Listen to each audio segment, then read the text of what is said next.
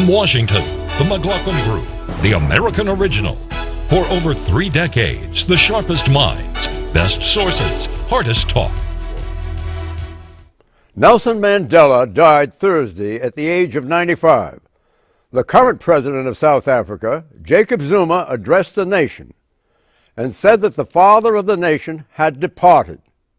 More than anybody else, Nelson Mandela was responsible for dismantling apartheid, the systematic segregation of South African society based on race.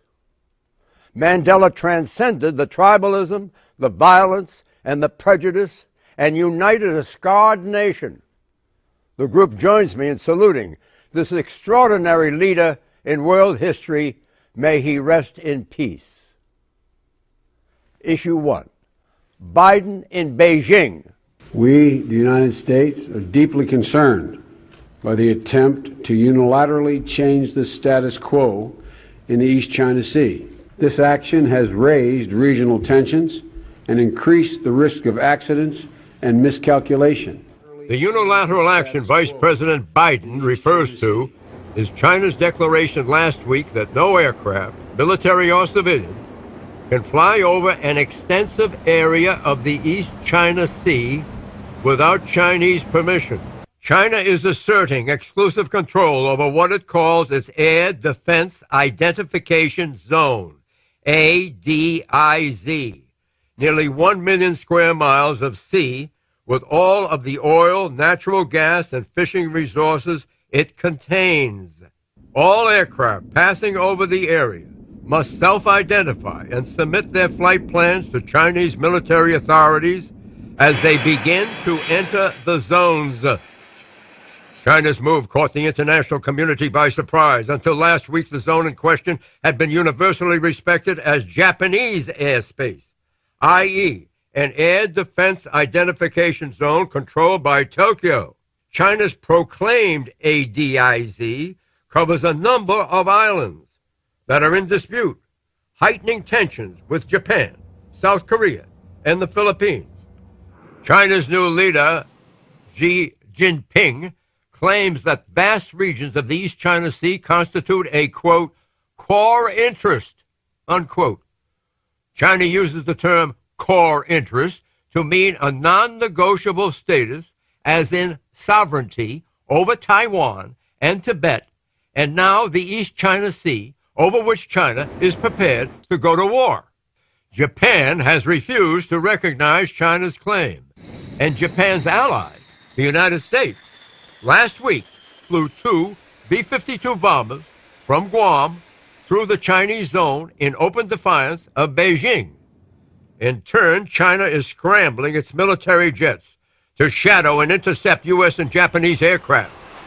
This is prompting concern that an aerial confrontation may result. Vice President Biden's mission is twofold: to reassure Japan that the U.S. will stand firm against Chinese encroachment, and to advise Chinese Supreme Leader Xi Jinping that the U.S. believes territorial disputes in the region should be resolved diplomatically, not by force, unless diplomacy falters. Question: how dangerous is this situation, Pat Buchanan? China took 2 steps forward and 1 step back, John. The United States has not recognized their zone, their defense zone, but we have told our own aircraft, passenger jets, to notify the Chinese as you fly through it. This is a victory for China, John, but it's only a first step to a major confrontation. China claims the entire South China Sea and the Paracel and Spratly Islands, the entire East China Sea, including these Japanese islands. They claim the Taiwan Strait. They tell the Americans to stay out. They claim the Yellow Sea and told the Americans to stay out. What they are doing is they are pushing against the United States in the Western Pacific, and the long-term strategy is to drive the United States beyond the first chain of islands. There's no military confrontation coming immediately, but down the road, Xi Jinping has the idea of moving his country out into the Pacific and pushing the Americans back, so you've got a real problem coming down the road. Ellen. Well, I think it was fortuitous that Vice President Biden was over there. That was a long-planned trip. He just happened to be there while this is unfolding. And he does have a relationship with the Chinese leader. He's known him for a number of years. In the 30 years that the Vice President spent in the Senate, chairing the Foreign Relations Committee much of that time, served him well in meeting with the leaders of both Japan and China. China did back down, and that's highly unusual in that culture. For them to have reacted that way. It is going to be a simmering tension. The Chinese have gotten more bellicose, so have the Japanese. The U.S. has announced its pivot to Asia. We're moving in there. But as long as you can keep these tensions at a reasonable level, you don't want to get into the position where, I remember in 1983 when a Korean airliner strayed into Russian airspace and got shot down. And so the U.S. airliners are respecting China's request. They're filing flight plans. So you don't want this to get out of hand. This is something that's going to be managed for the foreseeable future. Ryan Grimm. But, if the U.S. airliners are presenting their flight plans, then China wins. I mean, China did, rhetorically step back slightly, but they have not renounced their claim over this territory. So I think Pat actually put it well. They went for 2 steps and they came out of it with 1. You mean civilian airliners? Right. The civilian airliners are respecting the Chinese demand. That means they have to circumnavigate and use more. They're going to fly. More fuel, higher ticket They've got costs. to notify the Chinese. Right. Yeah, That what it area means- is what With the known as notification of Chinese, is that enough? That's No, enough, what- then they what let it- them fly through. Yeah. What it means is that this is an implicit recognition that this is Chinese territory, which is exactly what we don't want. There are all kinds of reasons why we don't want China to extend its reach into that part of the world, because there are a lot of countries there that are going to be very badly affected. You remember there was the East Asian Leadership Conference, okay, to which this president did not show up for the 2nd year in a row. And this is one of those occasions where you have a chance to establish those kinds of personal relationships that make such a difference with the Chinese. They don't exist between this administration and the Chinese, and that's one of the reasons why we lost the opportunity to make our case clear, and nobody respects the idea that the United States is going to do anything about it. They know we're going to back off from Well, it, and they're right. China also has a list of other territorial claims. South Korea, India, Japan, the Philippines, and Vietnam. No, Claims against those neighbors. no, they got No. they aren't. They got against Vietnam. They got the Spratly and Paracel Right. Islands and the Philippines, Vietnam, Right. and Malaysia. They don't have any particular claim against South Korea. South Korea actually has an island dispute with Japan, and this is one of the problems over there, John. All of these countries now are claiming these territories, sovereign control over them, and they're getting more and more militant about it. And the Chinese are the most militant. Well, they've Well, got a and- border there with North Korea, and it's up around there where they have their problem. Well, this isn't a new dispute. I mean, the dispute between the Japanese and Chinese goes back thousands of years. But these islands are described as a pile of rocks, and the U.S. does not take a position as to who has sovereignty. And so I think the U.S. is really trying to play referee But here. there's oil and gas around right. these things. That's That's what right. makes the rocks valuable. That's right. These are unresolved territorial claims. The Japanese have held the islands all the way up through World War II. Then they were taken over by the Americans, re-administered by the Japanese at the same time Nixon gave back Okinawa. The Chinese haven't had operational sovereignty over these things You remember- in the history of modern China. You remember in World War I the role of the Danzig Corridor of the Sudetenland? Danzig was World War II, John, and the Sudetenland was World War II. That was Well- a very serious dispute that came out of World War I. Well, I remember What about Quemoy. them? How about Quemoy Well, and the Matsu? Germans, they should never have put the Germans under Czech control. And when the Germans tried to break away in 1938 to get back under German control, that was the cause of the Munich Conference. They started World War II. Well, Danzig started World War II as well, well. Well, so remember, unresolved territorial claims are worrisome, and we have one Well, over there. Yes, Well- but that's not the issue. We do not want to cede that unresolved territory to the Chinese.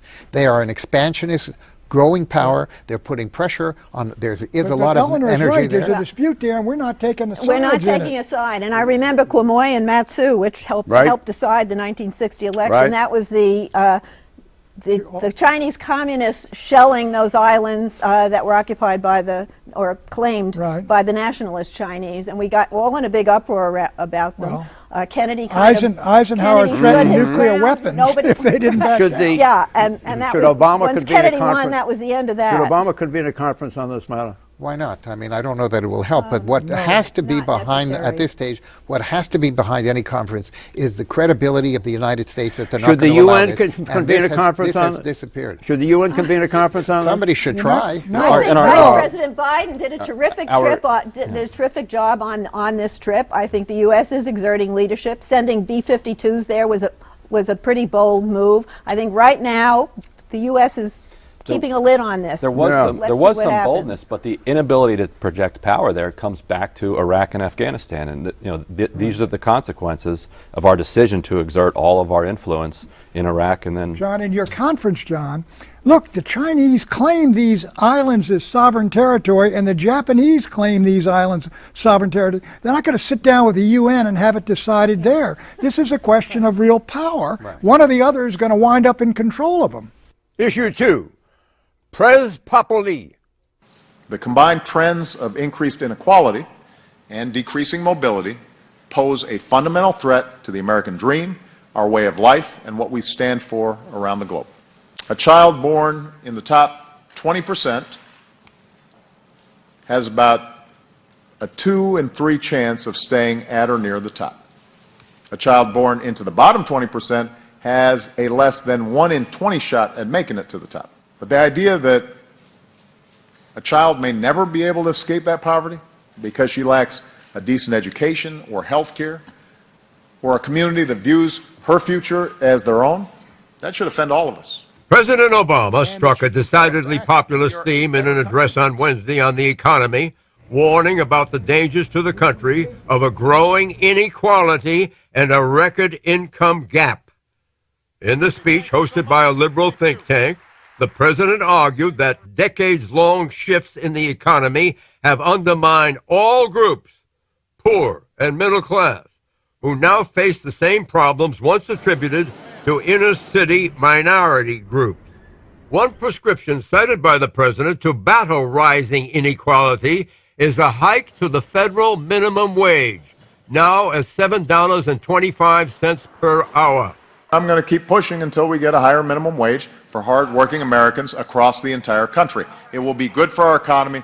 It will be good for our families. The president made his call one day before thousands of fast food workers in 100 cities nationwide walked off the job on Thursday in protest of low pay. These workers want a minimum wage hike to $15 per hour, higher than what Democrats in the Senate favor, $10.10 per hour, a 39% boost from the $7.25 current minimum wage, and increase to that amount incrementally by 2015. President Obama supports the $10.10 hike. Congress, by the way, hasn't raised the wage since 2009 under legislation passed when George W. Bush was president. Question, is an increase in the minimum wage justified at a time when real wages for all income levels, except the top, have been flat or falling, not rising? Eleanor Cliff. I think you just made the case when you said that all wages were falling except for the top. In that speech, the president made the point that when he graduated from high school in 1979, the top 10% were taking home a third of the country's wealth, and the economy was growing and everybody's incomes were rising. I mean, those trends have gone in the opposite direction since then, and now the top 10% takes home half of the economic wealth in this country. And you have a lot of people making minimum wage who then have to rely on government subsidies, including food stamps, because they're working 40 hours a week and they're not getting paid enough. So I'm for what I would call the Henry Ford economic philosophy. Henry Ford raised the salaries of all his workers. Everybody thought he was nuts. Other factory owners followed. Everybody had money to buy cars. Yeah. That's how you. So yes, you do need to raise Well, the minimum what do you wage, think and about- it's happening around the country. What do you There's think real about momentum this? for this. Minimum wage workers qualify for free health care. Under an Obama law, they get free cell phones. They get free cell phone service. And due to the expansion of food stamps, many get free food. So where are you with your thinking that What is the point that the you're point making? is If they're that there is a- relying on government subsidies because they're not making enough in the private correct. sector, because the people who run these corporations are taking home huge profits and not paying their people enough and depending on taxpayers to subsidize their workers. Well, it isn't such a depressed situation as you complain about, Oh, they're all because fat and happy because they're getting they are food getting stamps? these additional cost benefits. Is that not true?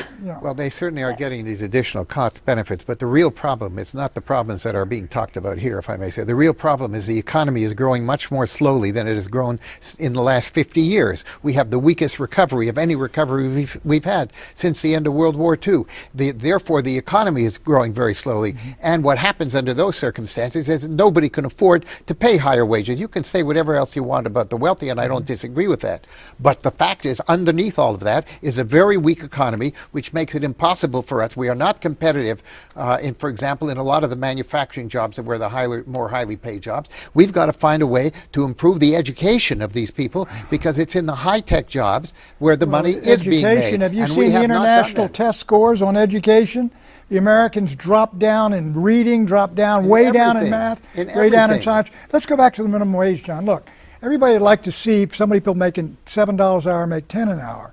But you get these small businesses, you get the McDonald's, you get all these folks, you raise that minimum wage that high, and some of those places will shut down and go out of business. There is a trade-off. Lost jobs for the higher minimum wages. It's always No, they been- won't. Walmart will pass the loss off on customers. Exactly, but look, the House is going to stop this bill. So what this is a political gambit, a political issue by the president, probably a pretty good one. He's gone for this inequality issue, and what is the Republicans' answer? And I think it's a real offensive Yeah, for we just talked 2014. about They Nelson. were studied for decades, though, and they have found no evidence of loss of jobs as a result of raising the minimum wage. And you can compare areas that have a higher minimum wage, and right next door they have a lower minimum wage, and you don't see any difference in job growth there. And certainly, this Republican Congress is not going to pass it, but it is going to happen. This is not. This Suppose is you not had a a $20 fantasy. minimum wage right away. What would happen? Right away? Yeah. No, that's not actually going to I happen. know it's not, but what Right. would happen? If you had a $20 minimum right away, if you tripled everyone's wages, a few jobs would be lost. There's no question Just a about that. few? But you phase Why the not you do phase, it? Well, you first phase of the all, incentives. first of all, They're going to raise their prices in 10 McDonald's raise and in their Walmart. prices. In McDonald's and Walmart, the prices will go the up. fact is we have And therefore, Who shops in McDonald's and Walmart? you're not robbing the rich to pay the poor. You're robbing the poor to pay the rich.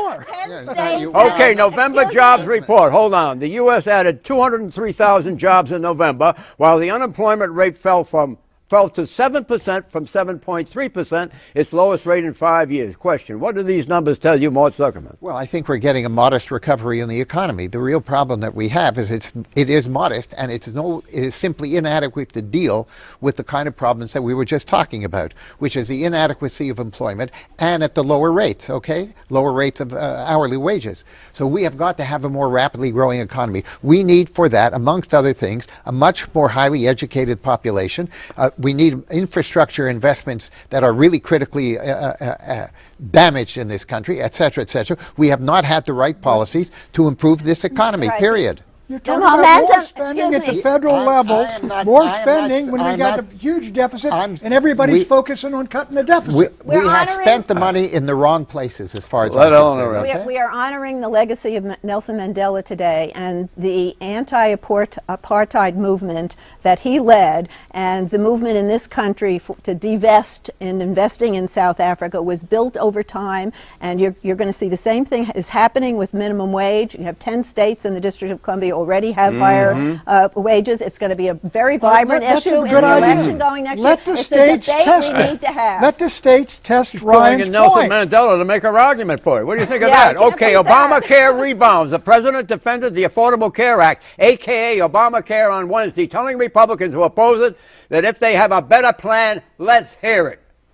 If you still don't like Obamacare, and I know you don't, even though it's built on market-based ideas of choice and competition in the private sector, then you should explain how exactly you'd cut costs and cover more people and make insurance more secure. You owe it to the American people to tell us what you are for, not just what you're against. Question, is this a diversionary tactic by Obama to try to get the media to focus on GOP ideas rather than on the trouble ground of Obamacare? Ryan Grimm. Yes, I mean, there's no question, I think, that they would rather that the media focus on the fact that the Republicans don't have a plan, then focus on the first 2 months of this rollout. They're getting much more confident in the last few days, though. You had a 2-day period where 29,000 people signed up, which was more than all of October. You had 100,000 in November. So they're much happier about the way this is going. They would still love it if the media pointed out Republicans John, don't have this it. So the news is not bad for Obamacare. This is a 5-spiral crash that's unfolding here with this Obamacare. What's going to happen? You've got 5 million people lost their health insurance. If all these employer plans, you hear tens of millions might be invalidated late next year. If that happens, it is all over for Obamacare. This is the battle of the That anecdotes. is the issue. That's not the all- anecdote. they're The all fact kinds- is 5 million people have lost their health insurance. Already. They haven't even gotten to the issue of the doctors who are going to refuse to do it, unlike the promises that were made. And if 5 million is not the end of it, these people are not going to forget that they lost their health insurance. And in addition to that, a lot of the health insurance rates have gone up. And I know that's happened, okay? It's a disaster. It's a disaster. It's not a It's a disaster, disaster. and a million people are going on the exchange on the healthcare gov site a day. There's huge demand out there. This is going to succeed, and the Republicans' Achilles Okay. heel If is it's- they have no Well, alternative. you hear what's being said here. It's going to be misery Yeah, I central. know. Issue 3, Elizabeth versus Hillary, Ted versus Chris. Political newcomers, both firebrands, are heating up the race to succeed Barack Obama as president in 2016. On the Democratic side, freshman U.S. Senator Elizabeth Warren from Massachusetts has created a stir among progressives, i.e. liberal Democrats. From the New Republic and Huffington Post to the Washington Post and the New York Daily News, Warren is being described as, quote, Hillary's nightmare, unquote.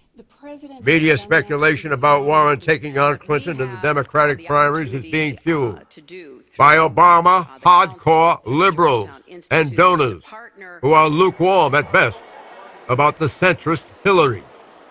Warren says she intends to finish out her term in the Senate and has no intentions of running for president in 2016. But her statement was less than Sherman-esque. On the Republican side, freshman U.S. Senator Ted Cruz has ignited passion among conservative Republicans. Cruz, who was lampooned by the media for his quasi-filibuster of Obamacare, has seen his star rise in direct proportion to the lingering disrepute of the Affordable Care Act. Also, in the 2016 GOP primaries, Cruz would give Republican moderate Chris Christie a run for his money, while Warren could upend Hillary's bid for the Democratic presidential nomination. Her second bid, by the way. To ward off their respective challenges, Clinton will have to veer leftward, and Christie will have to veer rightward, leaving the two political parties dramatically polarized. Question, can Warren pull off an upset and beat Hillary Clinton for the Democratic nomination? I ask you, Pat. No way. I mean, first, Elizabeth Warren, she is a very knowledgeable individual, but she's not a great candidate first. Second, she's on the left wing of the Democratic Party. If she ran for and Hillary's at about 50% now, if she ran for the nomination, the Koch brothers would put money behind her in the hopes that she would be nominated, because she is so far left, she would sink the Democratic Party. The one person who would sink it in the general election. The other one, Tom, Ted Cruz.